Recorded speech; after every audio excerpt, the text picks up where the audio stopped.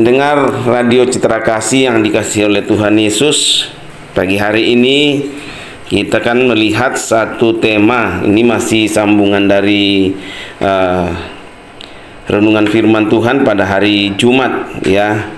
Ini tema kita pada pagi hari ini, bersama Tuhan atau di dalam Tuhan tidak ada jalan buntu ya. Bersama Tuhan tidak ada jalan buntu. Nah, kita akan belajar dari tokoh yang sama, yaitu Yosafat ya. Nah, coba kita lihat bagaimana Yosafat ketika menghadapi masalah yang besar, apa yang dia lakukan. Nah, ini yang bisa kita ambil nilai-nilai positif daripada perjuangan seorang raja Yosafat ya. Di dalam 2 Tawarik 20 ayat 1, kemudian ayat 2 Tawarik 20 ayat 1 dan 2, coba kita lihat di situ. Saya akan bacakan buat setiap pendengar Radio Citra Kasih. Setelah itu Bani Moab dan Bani Amon datang berperang melawan Yosafat. Nah, bersama-sama sepasukan orang Meunim ya. Jadi kalau sebelum-sebelumnya kita bahas bagaimana kerajaan yang dipimpin oleh Yosafat begitu luar biasa dalam sisi keamanan karena perlindungan Tuhan, tapi dengan berjalannya pemerintahan daripada Raja Yosafat ya pasti ada saja tantangan-tantangan di dalam kepemimpinannya ya. Salah satunya dengan bangsa-bangsa yang ada di sekitar Yehuda yang mau menyerang gitu ya. Nah, kalau kita lihat ya dari sisi jumlah pasukan itu sangat-sangat berbeda ya. Kalau kita lihat di sisi kepemimpinan Yosafat, dia hanya punya ya 2 suku ya, yaitu suku Yehuda dan suku Benyamin. Sedangkan bangsa yang akan menyerang mereka itu ada 3 ya. Ada Bani Moab, ada Bani Amon, kemudian ada sepasukan orang Meunim. Nah, ini tentu dari sisi kekuatan itu sangat jauh berbeda ya. Apalagi zamannya Yosafat ya, tentu belum ada alat perang yang secanggih sekarang gitu ya. Mungkin belum ada bom ya. Mereka masih mungkin masih pakai tombak, masih pakai pedang, dan ya masih manual gitu ya. Belum secanggih kalau kita bayangkan perang modern seperti sekarang. Nah, tapi bukan itu yang kita mau bahas, tapi bagaimana respon seorang Yosafat ketika menghadapi masalah besar ya. Ini masalah besar karena yang mau diserang oleh 3 ya bangsa gitu ya, bangsa Moab, bangsa Amon, kemudian ada pasukan dari Meunimnya. Ini dengan jumlah yang besar ya, tentu ini masalah yang besar bagi seorang raja yang bernama Yosafat. Nah, tapi kita lihat bagaimana responnya ketika menghadapi masalah yang besar itu. Apakah dia terpuruk atau ada jalan buntu ya, seperti tema kita pada pagi hari ini ya. Di dalam Tuhan tidak ada jalan buntu, atau bersama Tuhan tidak ada jalan buntu.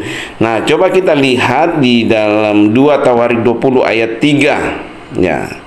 Nah, ini manusiawi ya, dikatakan Yosafat takut ya, tetapi di dalam ketakutannya itu ada respon yang baik ya. Artinya di tengah masalah Yosafat mencari Tuhan ya, bukan mencari kekuatan-kekuatan yang bisa menolong dia, misalnya ya bersekutu dengan bangsa-bangsa yang ada di sekitarnya, atau mengajak Raja Israel yang mungkin masih satu rumpun lah, masih satu keturunan untuk bersama-sama.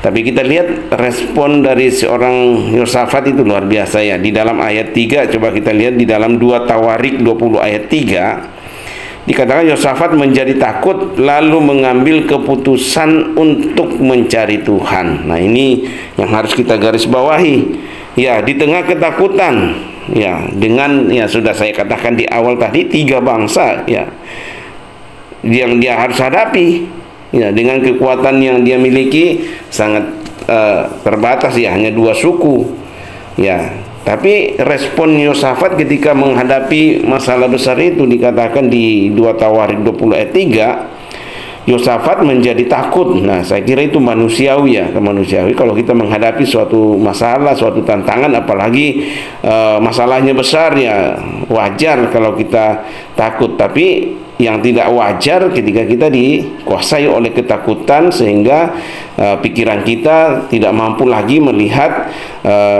kekuatan Tuhan yang mampu menolong kita untuk keluar dari situ. Tapi Yosafat berbeda ya, dikatakan Yosafat menjadi takut, lalu di dalam ketakutannya itu dia mengambil keputusan untuk mencari Tuhan.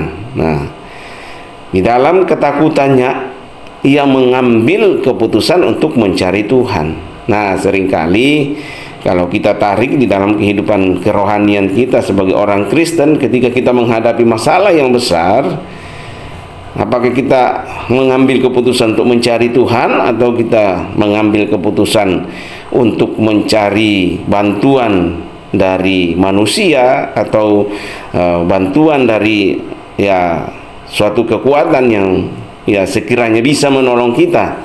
Ya, nah ini seringkali kita larinya kepada kekuatan-kekuatan di luar Tuhan untuk mencari pertolongan. Ya, tapi pada pagi hari ini kita belajar dari tokoh Alkitab yaitu Yosafat. Ya, dikatakan di dalam ketakutannya dia mengambil keputusan untuk mencari Tuhan.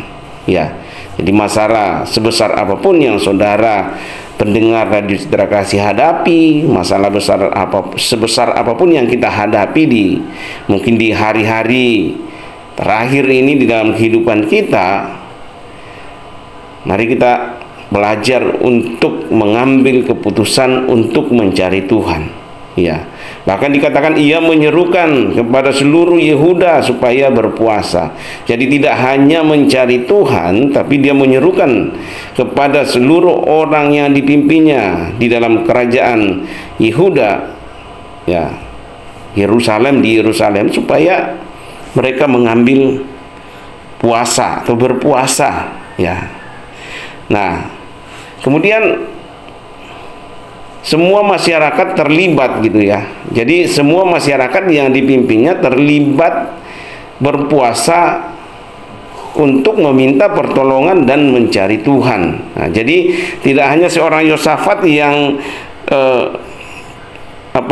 yang tergerak hatinya untuk mencari Tuhan, tapi sebagai seorang pemimpin, sebagai seorang raja, ya, dia mengajak orang-orang yang dipimpinnya untuk mencari Tuhan, kemudian mengajak orang-orang yang dipimpinnya untuk berpuasa. Berpuasa tanda merendahkan hati mereka di hadapan Tuhan, bahwa mereka sedang menghadapi masalah yang besar dan mereka tidak mampu untuk menghadapinya tanpa pertolongan Tuhan. Ya, merendahkan hati.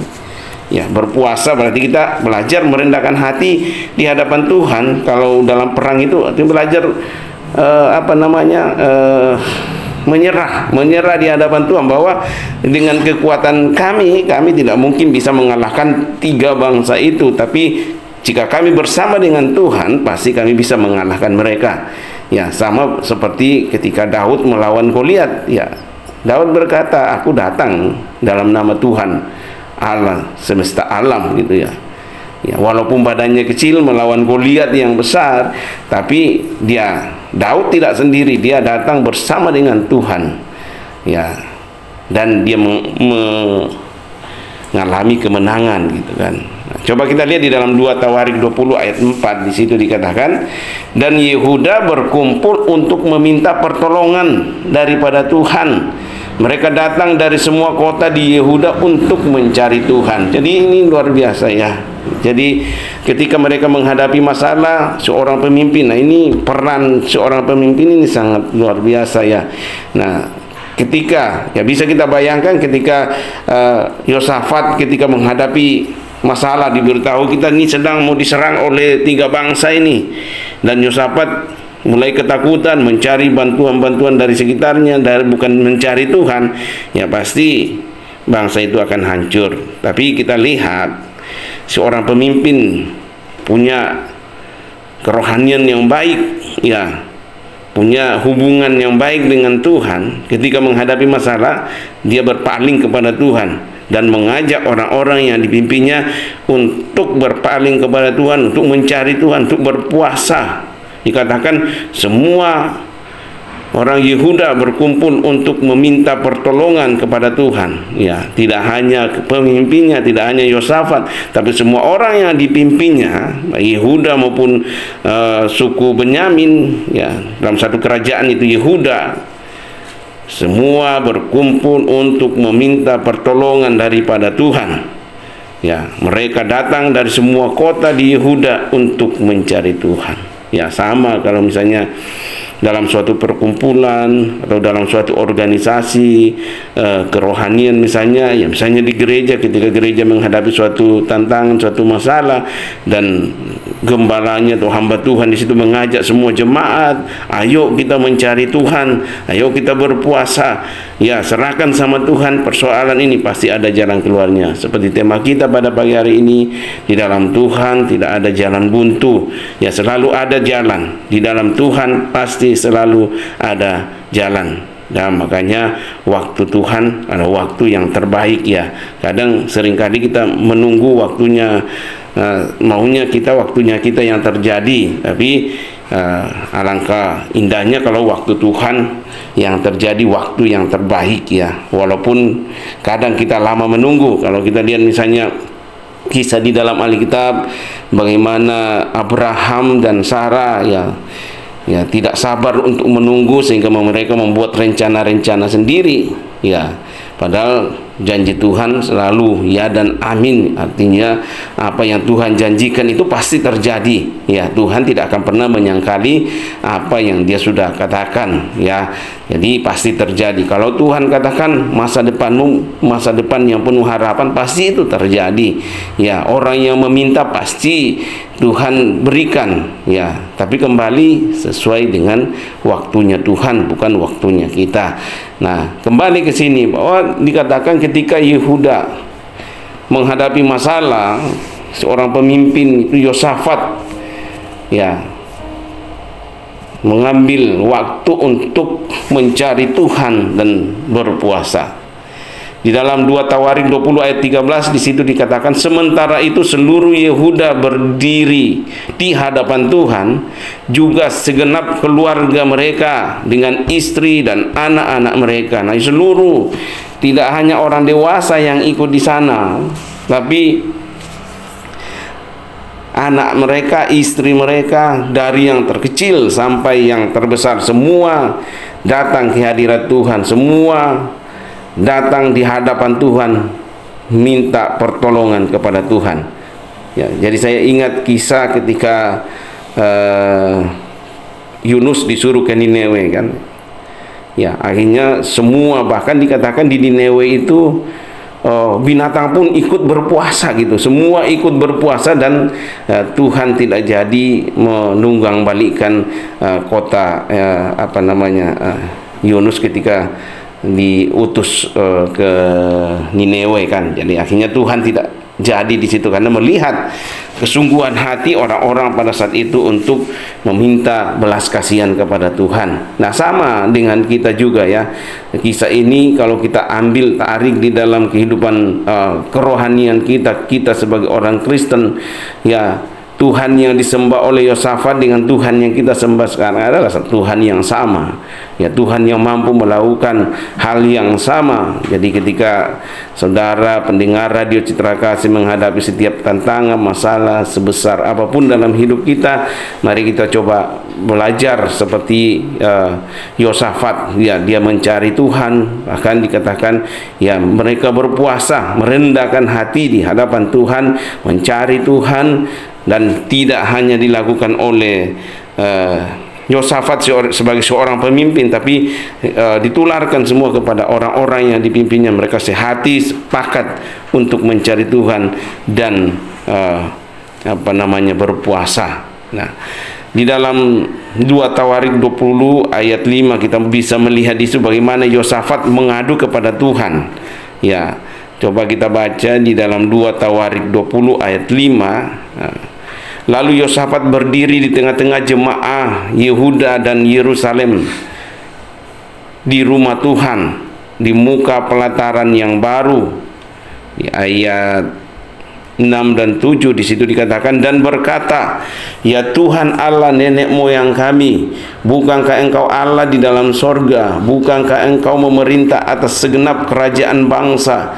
Kuasa dan keperkasaan ada di dalam tanganmu, sehingga tidak ada orang yang dapat bertahan melawan engkau. Bukankah engkau Allah kami yang menghalau penduduk tanah ini dari depan umatmu Israel dan memberikannya kepada keturunan Abraham sahabatmu itu untuk selama-lamanya. Ayat 9, bila sesuatu malapetaka menimpa kami, yakni pedang, penghukuman, penyakit sampar atau kelaparan, kami akan berdiri di muka rumah ini di hadapanmu, karena namamu tinggal di dalam rumah ini, dan kami akan berseru kepadamu di dalam kesesakan kami, sampai engkau mendengar dan menyelamatkan kami. Di ayat 10, sekarang lihatlah Bani Amon dan Moab dan orang-orang dari pegunungan Seir ini. Ketika orang Israel datang dari tanah Mesir, engkau melarang mereka memasuki negerinya. Oleh sebab itu mereka menjauhinya dan tidak memusnahkannya.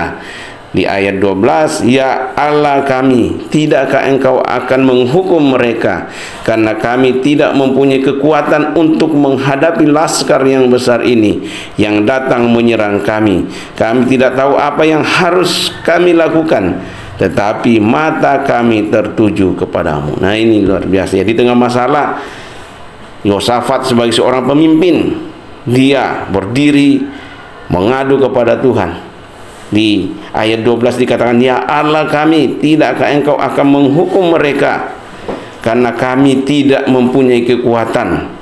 Ya, dia mengadu kepada Tuhan untuk melawan mereka dengan jumlah yang besar. Kami tidak punya kekuatan untuk menghadapi laskar yang besar ini yang datang menyerang kami. Ini masalah datang menyerang, masalah yang besar datang menyerang kepemimpinan Yosafat. Tapi Yosafat berkata, kami tidak tahu apa yang harus kami lakukan, tetapi mata kami tertuju kepada Tuhan. Ya, di dalam masalah sebesar apapun yang mungkin kami tidak kuat, kami tidak mampu melakukan, kami tidak tahu apa yang harus kami lakukan, tapi mata kami tetap tertuju kepadamu. Nah, kalau di dalam setiap persoalan, tantangan dalam hidup kita, yang saya sering katakan, kalau kita masih menginjak tanah, ya pasti masalah itu akan selalu ada ya. Kalau kita berjalan masih ada bayangan, ya masalah itu pasti selalu ada. Ya, kalau bayangan kita kan tidak sama terus ya. Dari pagi pasti beda sampai ke matahari ini selalu. Jadi masalah itu pasti akan berbeda-beda terus. Kalau kita punya prinsip saya jadi orang Kristen supaya masalah tidak ada, saya kira itu keliru ya. Ya, justru tantangan itu selalu ada, tapi ketika kita sudah menjadi pengikut Kristus, pasti selalu ada jalan. Yang saya katakan di awal, di dalam Tuhan Yesus itu tidak ada jalan buntu, selalu ada jalan keluarnya yang Tuhan berikan kepada kita. Sama dengan Yosafat, dikatakan dia berseru kepada, dia mencari Tuhan. Kami tidak tahu apa yang harus kami lakukan, tetapi mata kami tertuju kepadamu. Saya kira ini poin penting yang harus kita pegang, supaya ketika kita menghadapi masalah, ya kita berseru kepada Tuhan. Ya Tuhan, aku tidak mampu menghadapi masalah yang besar ini, tapi mataku tetap tertuju kepadamu. Pasti bersama Tuhan aku bisa melewati semua masalah-masalah yang terjadi ini. Ya, walaupun ya secara manusia mungkin kita berontak, kita ini ya mungkin kita berkata ini tidak adil apa dan lain sebagainya, tapi kembali belajar dari tokoh Alkitab, seorang Yosafat, dia tetap memandang kepada Tuhan di dalam masalah, sebesar apapun masalah yang mereka hadapi. Bahkan mereka berkata, kami tidak mampu untuk menghadapi laskar yang besar ini, tapi kami tidak tahu apa yang harus kami lakukan, tetapi mata kami tetap tertuju kepadamu. Nah, semoga dengar radio Citra Kasih yang dikasih oleh Tuhan Yesus. Tadi kita sudah melihat bagaimana bangsa Israel atau secara khusus kerajaan Yehuda itu mereka dikatakan tertuju, mata mereka tertuju kepada Tuhan. Nah, Yosua sebagai seorang pemimpin, Yosafat sebagai seorang pemimpin, ya, berdiri di tengah-tengah jemaat dan berseru kepada Tuhan, dan dalam seruannya itu Tuhan merespon pengaduan Yosafat, ya. Dikatakan di dalam 2 Tawarik 20 ayat 14 sampai 15. Lalu Yahasiel bin Sakaria bin Benaya bin Matanya, seorang Lewi dari Bani Asaf, dihinggapi roh Tuhan di tengah-tengah jemaah dan berseru, camkanlah hai seluruh Yehuda dan penduduk Yerusalem dan tuanku Raja Yosafat, beginilah firman Tuhan kepadamu, janganlah kamu takut dan terkejut karena laskar yang besar itu. Ya, ini Tuhan berbicara kepada seorang yang hadir, ya, seorang Lewi yang hadir dalam kumpulan jemaah yang berseru kepada Tuhan. Ya, janganlah kamu takut dan terkejut karena laskar yang besar ini, sebab bukan kamu yang akan berperang melainkan Allah. Ini luar biasa, ya. Jadi Tuhan janjikan ketika Yosafat mengadu kepada Tuhan, ketika mereka belajar mencari Tuhan, Tuhan berkata, jangan takut terhadap laskar yang besar itu, sebab bukan kamu yang akan berperang, melainkan Allah yang akan berperang. Ya, di dalam 2 Tawarik 20 ayat 17 di situ dikatakan, dalam peperangan ini tidak usah kamu bertempur, hai Yehuda dan Yerusalem, tinggallah berdiri di tempatmu dan lihatlah bagaimana Tuhan memberikan kemenangan kepadamu. Janganlah kamu takut dan terkejut, majulah besok menghadapi mereka, Tuhan akan menyertai kamu. Ini luar biasa, ya, peperangan yang tidak usah berperang gitu. Tuhan yang berperang bagi Yehuda dan Israel. Ya, di dalam setiap kehidupan kita, ketika kita mengadu kepada Tuhan, ketika kita berseru mencari Tuhan, Tuhan berkata, gak usah kamu takut, aku yang akan berjalan bersama kamu, aku yang akan berperang bersama dengan kamu. Kamu diam saja, dan besok kamu lihat bagaimana aku bisa menyelesaikan semuanya. Di dalam Tuhan tidak ada jalan buntu, di dalam Tuhan selalu ada jalan keluar. Pertanyaannya, mau nggak kita berseru kepada Tuhan di tengah masalah yang kita hadapi? Mau nggak kita mencari Tuhan di tengah masalah yang kita hadapi? Mau nggak kita berpuasa, merendahkan hati kita di hadapan Tuhan, dan Tuhan yang turun tangan menyelesaikan setiap persoalan yang saudara dan saya hadapi. Luar biasa, dikatakan dalam peperangan ini tidak usah kamu bertempur, hai Yehuda dan Yerusalem, tinggallah berdiri di tempatmu dan lihatlah bagaimana Tuhan memberikan kemenangan kepadamu. Janganlah kamu takut dan terkejut, majulah besok menghadapi mereka dan Tuhan akan menyertai kamu. Di situ kita lihat Yosafat dan seluruh Yehuda bersujud di hadapan Tuhan setelah mendengar perkataan daripada Tuhan lewat hambanya seorang Lewi. Yosafat dan seluruh Yehuda bersujud di hadapan Tuhan.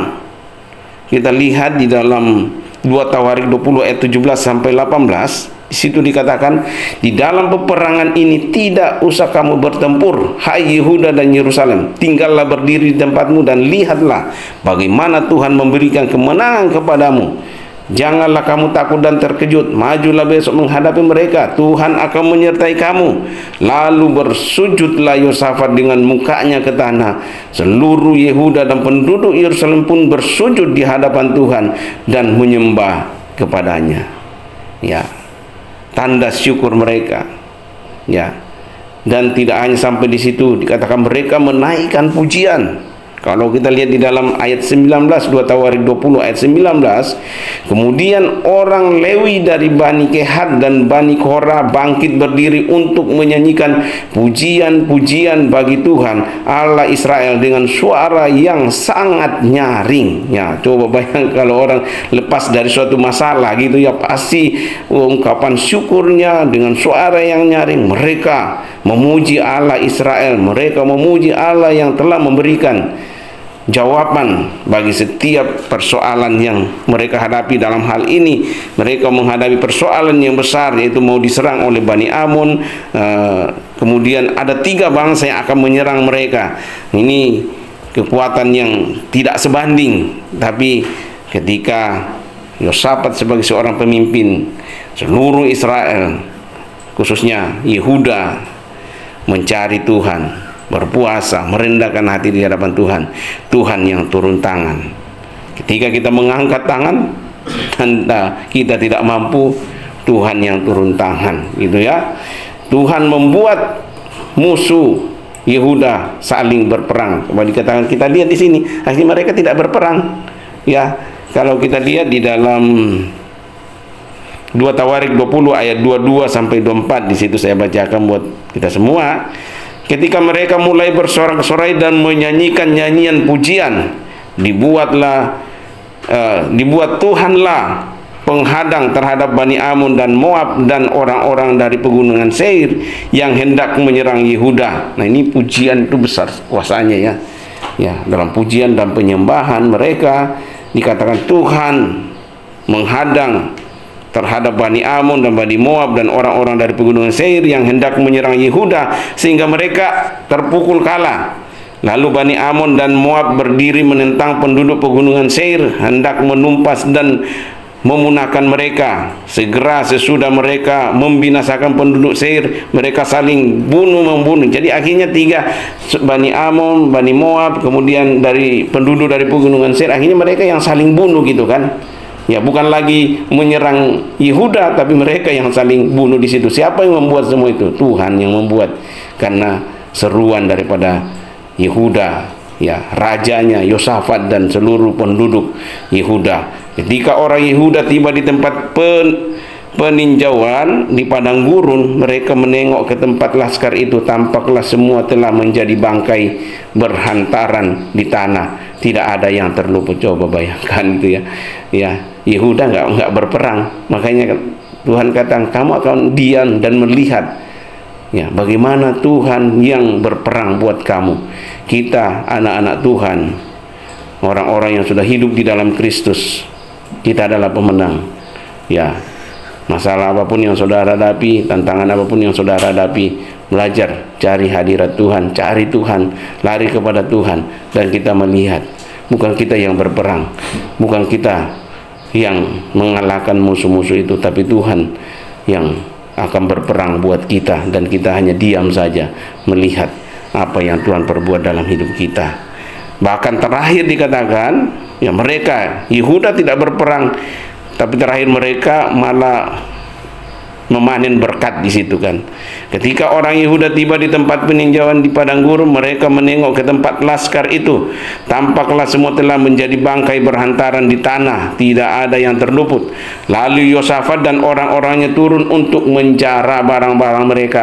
Mereka menemukan banyak ternak, harta milik, pakaian dan barang-barang berharga yang mereka rampas itu lebih banyak daripada yang dapat dibawa. 3 hari lamanya mereka menjara. Coba, 3 hari lamanya mereka menjara barang-barang itu karena begitu banyaknya. Coba lihat, kalau Yosafat salah mengambil keputusan. Coba kalau dia menghadapi ada yang datang, pasukan datang, kita akan diserang oleh 3 bangsa. Mereka ketakutan. Saya katakan manusiawi, tapi ketika dia tidak mencari Allah, dia mencari bantuan-bantuan kepada bangsa-bangsa yang ada di sekitarnya, nggak mungkin mereka bisa mendapat berkat dari Tuhan yang begitu luar biasa. Mereka pasti akan kalah. Bahkan mereka yang dijara, bukan menjara, tapi mereka yang dijara. Nah, sama juga dalam kerohanian kita. Ketika kita menghadapi suatu tantangan, masalah, dan kita mencari kekuatan dunia, kekuatan manusia, ya, bukan kita yang beruntung, kita akan buntung. Kita yang dijara, bukan kita yang menjara, tapi kita yang dijara. Tapi ketika kita mencari Tuhan, Tuhan yang berperang buat kita, Tuhan yang melawan musuh-musuh kita, dan akhirnya kita akan diberkati oleh Tuhan. Kita akan menikmati berkat Tuhan. Jadi semua musuh Yehuda dibuat Tuhan takut, ya. Di ayat 29, 2 Tawarik 20 ayat 29 dikatakan di situ, ketakutan yang dari Allah menghinggapi semua kerajaan negeri-negeri lain.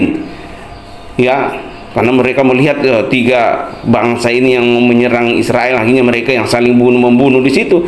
Ini menjadi ketakutan yang dari Allah, bukan ketakutan dari Yosafat ya, tapi ketakutan yang dari Allah menghinggapi semua kerajaan negeri-negeri lain ketika mereka mendengar bahwa Tuhan yang berperang melawan musuh-musuh Israel. Dan terakhir dikatakan, dan kerajaan Yosafat amanlah karena Allahnya mengaruniakan keamanan kepadanya di segala penjuru. Nah, kita ada endingnya. Coba kita lihat akhirnya ketika kita mengandalkan Tuhan, ketika kita mencari Tuhan, akan sangat berbeda ketika kita mengandalkan kekuatan kita, mencari kekuatan dunia, mencari kekuatan manusia. Pasti tidak ada apa-apa yang kita dapatkan. Tapi ketika kita mencari Tuhan, Dia adalah sumber segalanya, Dia adalah pengendali segalanya. Ya, kita tinggal diam saja dan bagaimana Tuhan berperang buat kita, dan kita tinggal menikmati apa yang berkat Tuhan yang Dia berikan kepada kita. Biarlah firman Tuhan pada pagi hari ini menguatkan kita, mengingatkan kita ketika kita menghadapi tantangan dalam hidup ini. Belajar dari seorang tokoh Yosafat, dia mencari Tuhan, dia berpuasa, merendahkan hatinya di hadapan Tuhan, bahkan mengajak seluruh orang yang dipimpinnya untuk merendahkan diri di hadapan Tuhan. Dan musuh yang besar itu mereka bisa kalahkan karena Tuhan yang berperang bagi mereka. Mereka hanya diam saja. Terima kasih untuk kesempatan ini. Biarlah menjadi rema bagi kita semua. Nah, kita